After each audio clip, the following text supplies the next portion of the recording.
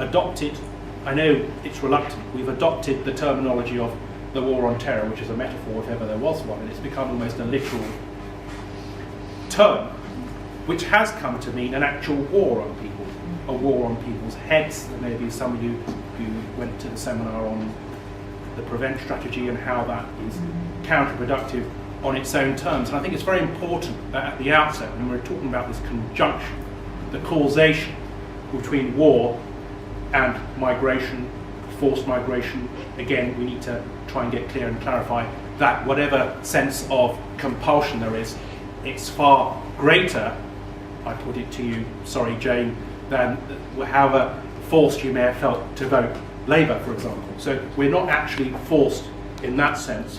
We still have our free will and self-determination, but these are people who are devoid of that in any meaningful sense. So what is my party's attitude to start with on war? Because there's been a lot of talk about conflict around the world. We understand that, what was the percentage you put on it, Steve, in Syria? Was it 14% of refugees? Now, let's not for a moment think that the other 86% didn't feel in some sense compelled to leave as well, but they were determined to stay put. So they had a loyalty and allegiance to that country. So, first of all, we're talking about conflict situation, which we are often co-responsible for producing. So we need to think in the long-term engagement, how are we getting involved and how best are we going to be international players, if you will. And that term player, again, it kind of betrays a little bit how governments, Western states, tend to operate in the world today. It's almost become a game with pawns. We went into Iraq in 2003. Again, there was a little bit of gamesmanship going on at the UN, where Colin Powell congratulates Jack Straw on the UK government's dodgy dossier. And he used that as a pretext to go to war, as he put it, as a last resort. But it wasn't a last resort. He said, war is a last resort, he said, but it must be a resort. And there was a semantic trick he played on us, because we already knew that a last resort was a resort, but that point had not been reached. So the Green Party's view and attitude towards war is that it is a last resort. It has to be adopted by a state authority, by and large, somebody with a proper authority, and it should be proportionate. There should be a mission, if you will, which is not based on duplicitous ends, such as oil or land grabbing, and all this needs to be democratically decided upon by the citizens. So, if we're pacifists, you may describe yourself as that. There hasn't been much talk so far about what that could mean. What is it to be a pacifist? Well, I actually somewhat admire, whether you admire everything that Gandhi did. He is, I think, recognisably one of the main advocates of non-violent resistance, and I think that has a great currency in our movement. And what do we mean by that? We don't mean sitting idly by. We don't even mean marching 1 million or more against the Iraq war. What we did at that time was not enough, in my view. We threatened and we even boasted about bringing the country to a standstill, but we did not.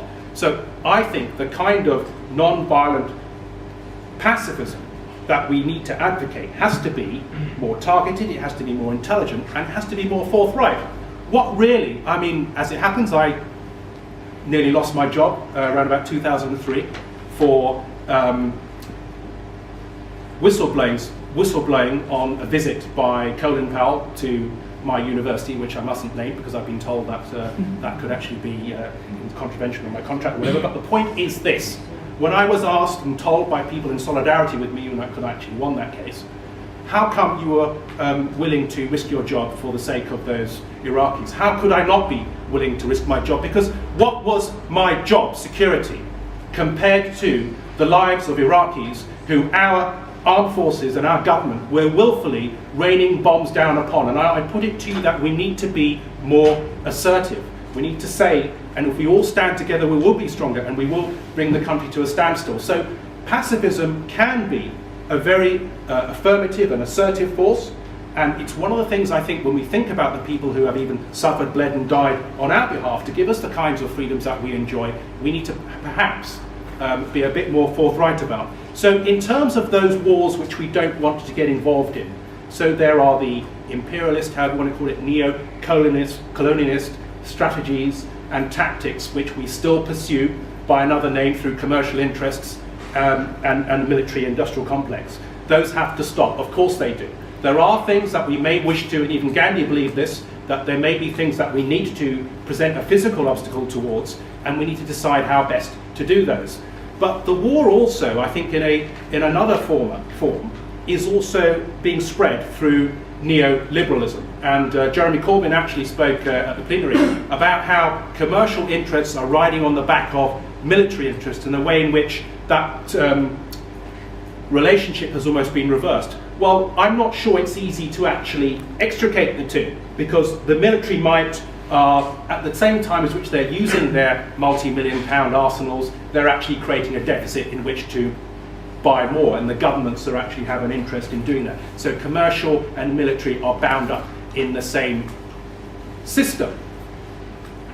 But the war which people, we can put a figure, we can say that the percentage of migrants come into this country as refugees to whom we have international obligations, we can say that that is a relatively small percentage, but it is a great number. Let me just read from what the UN was saying almost 2 years ago now with respect to UN High Commissioner for Refugees. Antonio Guterres said, "Syria has become the great tragedy of this century, a disgraceful humanitarian calamity with suffering and displacement unparalleled in recent history.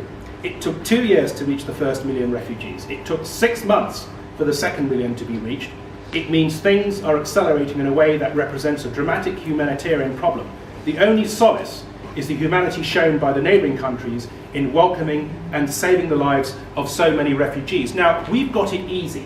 So to bring this now, first of all, we need to broaden the definition of what constitutes a war, and we may not be willfully in our own mindset perpetrating this, but we may be unconsciously doing it through our neoliberal multinational corporations, through anything but, whether we call it fair trade, it's not fair by any great measure of that term. It's not fair even in the newer applicant states for the EU for them to find that their farmland has actually been sucked up and they're not able to afford enough to buy back the food they could have grown in the first place. So we need to think about the experiment which is neoliberal economics, the failure of that, and the way that gives rise, that's another key driver to people moving. You can call them economic migrants if you wish, but the point then is that when people come to our shores, what responsibility do we have, not as Greens, but as human beings?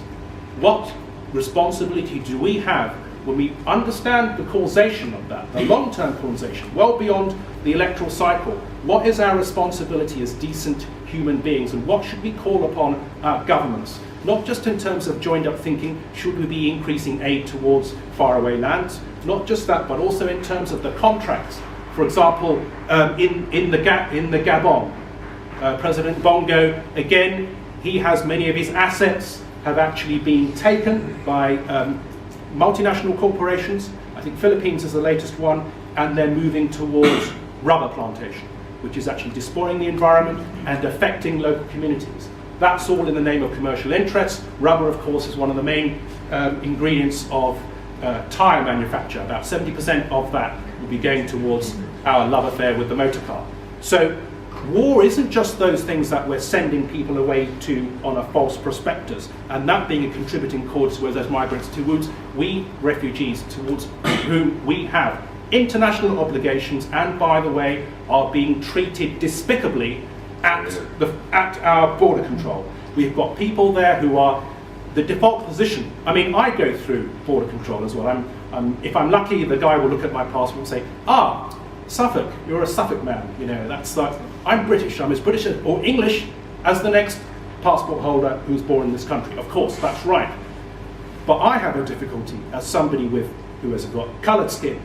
I will go through. I don't know whether to try not to look suspicious. Because of course, if I'm trying not to look suspicious, then I look suspicious either way. It's a no-win situation. What's happening at our border control? We've got refugees who are not being believed. That is the default position of the politics of fear.